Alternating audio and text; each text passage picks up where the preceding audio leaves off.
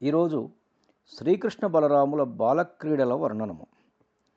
శ్రీకృష్ణుడు బలరాముడు క్రమంగా బాల్యక్రీడలతో తల్లిదండ్రులను గోపీగోపకులను చక్కగా సంతోషింపజేస్తున్నారు. మోకాళ్ల మీద చేతులు బూని పట్టి నెమ్మదిగా లేచి నిలబడతారు. ఆ లేవడంలో చేతులు జారిపోయి ముందుకు తూలిపోతూ మళ్ళీ లేస్తారు. ఇటు అటు నడుస్తారు. తమ తల్లుల పైట కొంగులు పట్టుకొని ఊగుతారు. ఆవుదూడల తోకలు గట్టిగా పట్టుకుంటారు. అవి ముందుకు పోతూ ఉంటే తోక విడిచిపెట్టాలని తెలియక దూడల వెనకనే జరుగుతూ ఉంటారు. బురదలోకి దూకుడుగా వెళ్ళి ఆడుకుంటారు. తల్లులు ఎత్తుకుని చనుబాలు త్రాగిస్తూ ఉంటే రెండు చేతులతోనూ రెండు పాలిండ్లు తడుముతూ గుక్కకి మరింత చేపు వచ్చేటట్టుగా పాలు తాగుతారు. వచ్చిరాని ముద్దు మాటలు ముచ్చటగా మాట్లాడతారు. ఏది నాన్న నాట్యం చెయ్యి అంటే చేతులు కాళ్ళు అందంగా కదుపుతారు. బలరాముడు కృష్ణుడు ఆ విధంగా ఎంతోసేపు ఆడుకుంటూ ఉంటే రంభా మొదలైన అప్సరసలు చాలాసేపు ఆకాశంలో ఆనందంతో నాట్యం చేశారు. లోకంలోని దుర్మార్గులు భయంతో వడబడి తడబడ్డారు. ఋషులు తమ గోష్ఠులలో లోకం సుఖపడబోతున్నదని సంతోషంతో ఎంతోసేపు సంభాషించుకుంటున్నారు. ఆ బాలకులు నేలపైన పాకుతూ మెల్లగా తలలెత్తి ఆడుకుంటూ ఉంటే ఆదిశేషుడు పడగెత్తి ఆడినట్టు కనిపిస్తారు. మట్టిలో ఆడుకొని ఒళ్ళంతా మట్టి పులుముకున్నప్పుడు ఏనుగు గున్నల వలె కనిపిస్తారు. కుప్పించి దూకుతున్నప్పుడు సాటిలేని జవసత్వాలతో సింహపు పిల్లల వలె కనిపిస్తారు. రోజురోజుకు వారి ముఖాలలోని తేజస్సు పెరుగుతూ ఉంటే ఉదయించిన సూర్యచంద్రుల వలె గోచరిస్తారు. తల్లుల చనుబాలు త్రాగి పరవశించి ఉత్తమమైన యోగ సాధన వలన కలిగిన అనుభూతి అనే అమృతాన్ని రుచి చూస్తున్న యోగీశ్వరుల వలె కనపడతారు. వారిని చూస్తున్న కొద్దీ వ్రేపల్లెలోని జనులకు తన్మయత్వం కలుగుతున్నది. విష్ణువు తన వంక చూడని వారిని ఎన్నడూ చూడడు. అతని చూపుతో మూడు లోకాలు గిరగిర తిరుగుతూ ఉంటాయి. అంతటి చూపు నేర్చిన శ్రీ మహావిష్ణువు గోపాల బాలకుడై జనులను కనులెత్తి చూడసాగాడు. క్రమంగా గుర్తుపట్టడం ప్రారంభించాడు. ఓ రాజా, ఆ బాలకృష్ణుడు చిరునవ్వు నవ్వితే దట్టమైన అజ్ఞానం నవ్వుల పాలైపోయి జ్ఞానం పుట్టుకొని వస్తుంది. అంతటి విష్ణువు ఇంతటి వింత బాలకుడై తనని చూసి నవ్వే గోపకాంతలను చూసి నెమ్మదిగా నవ్వడం నేర్చాడు. త్రిమూర్తులకు అతీతంగా ఉండే శ్రీమన్నారాయణుడు జన్మలు లేనివాడు గనక అమ్మ అంటూ ఆయనకెవరూ లేరు. ఆ పరమపురుషుడు ఇప్పుడు బాలకుడై తన అమ్మలకు ఆనందం కలిగేటట్లు అమ్మా అమ్మా అని పిలవడం నేర్చుకున్నాడు. విష్ణువు సహస్రశీర్షుడు, సహస్రాక్షుడు, సహస్రపాదుడు. అలా 1000 అడుగులు కలిగిన వాడైనా వామనుడుగా 2 అడుగులతో భూమిని ఆకాశాన్ని ఆవరించినవాడు. అటువంటి వాడు ఇప్పుడు బాలకృష్ణుడై తప్పటడుగులు వేయడం నేర్చుకున్నాడు. ఆయన అడుగులు వేయడం చూసి దుష్టులు పొగరు మాటలు వంకర మాటలు మాని అడుగున పడిపోయారు. ఆటపాటల సమయాలలో బాలకృష్ణుడు పరమశివుని వలె కనిపించేవాడు. వాని దేహానికి అంటిన దుమ్ము విభూతి పూత వలె కనిపించేది.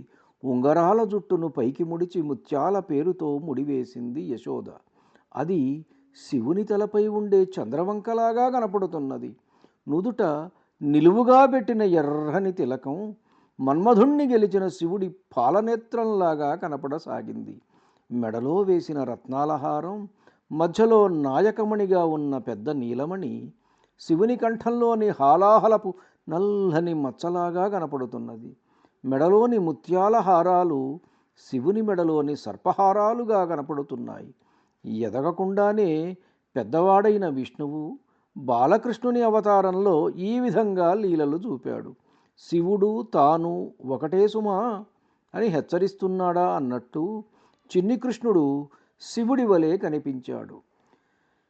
తనువున నంటిన ధరణీ పరాగంబు పూసిన నిరిభూతి పూతగాగ ముందర వెలుగొందు ముక్తాలలామంబు తొగల సంగడిగా నితునుకగాగ ఫాలభాగంబుపై బరగు కావిరి బొట్టు కాముని గెల్చిన కన్నుగాగ, కంఠమాలికలోని ఘననీల రత్నంబు కమనీయమగు మెడకప్పుగాగ, హారవల్లులు ఉరగహారవల్లులుగాగ, బాలలీల ప్రౌఢ బాలకుండు శివుని పగిది నొప్పే, శివునికి తనకును వేరులేమి దెల్ప వెలయునట్లు.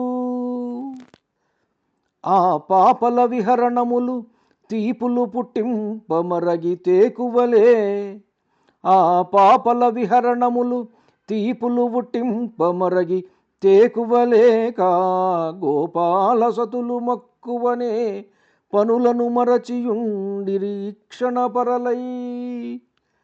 బలరామకృష్ణుల బాల్య క్రీడలు గోపికలకు మధురంగా కనిపించుతూ ఉన్నాయి. వారు ఆ మాధుర్యాన్ని మరగి అన్ని పనులు మర్చిపోయి ఆ క్రీడలనే మక్కువతో వీక్షిస్తూ ఉండిపోయారు. అప్పుడు బలరామకృష్ణుల తల్లులు చక్కని జాగ్రత్తలతో తమ బాలురను పెంచుతూ వచ్చారు. గోళ్ళు, కోరలు, కొమ్ములు ఉన్న జంతువుల నుండి, నీళ్లు, నిప్పు, ముళ్ళు మొదలైన వాని నుండి ప్రమాదాలు జరగకుండా జాగ్రత్త పడ్డారు. ఆయా ఋతువులకు తగిన విధంగా రక్షించుకుంటూ వస్తున్నారు. హృదయాలలో బాలకుల ఎడ ప్రేమానురాగాలు పొంగిపోతూ ఉండగా ఆనందంగా కాలం గడుపుతున్నారు. బాలకృష్ణుడు బలరామునితో పాటు చిన్న చిన్న అడుగులతో ఆడుకుంటూ ఉంటే తన ఈడుగల గోపబాలురు అతని చుట్టూనే ఆడుకునేవారు. అతడే తమ నాయకుడన్నట్లు భక్తితో ప్రేమతో ప్రవర్తించేవారు. అతని శరీరపు నీలివన్నెలు చూసి గోపికా స్త్రీలు చాలా సంతోషిస్తున్నారు.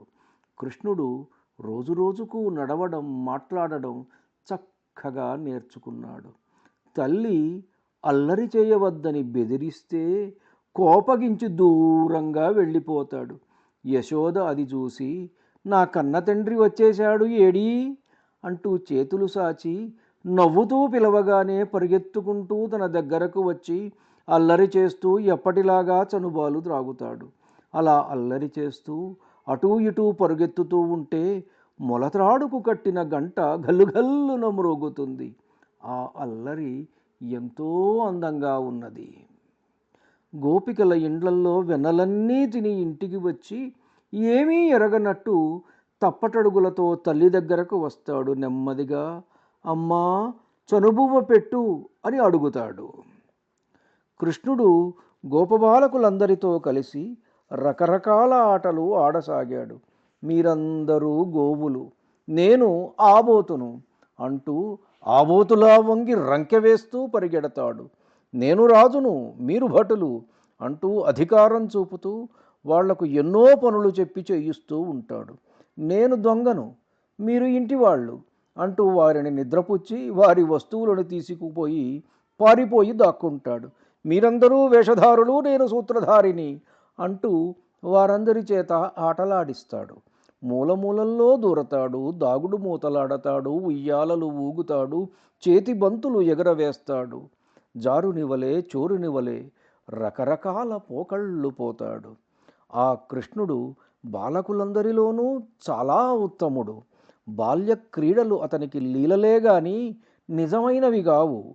అతడు దొంగలాగా రకరకాల అల్లరి పనులు చేస్తూ క్రీడిస్తూ వస్తున్నాడు. నల్లనయ్య అల్లరి ఆటలు చూసి గోపికలకు ఓర్పు నశించిపోయింది. వారు యశోద దగ్గరకు వచ్చి మొరబెట్టుకుంటున్నారు. ధన్యుడిని. నమస్కారం. మీ ఊటుకూరు జానకి రామారావు.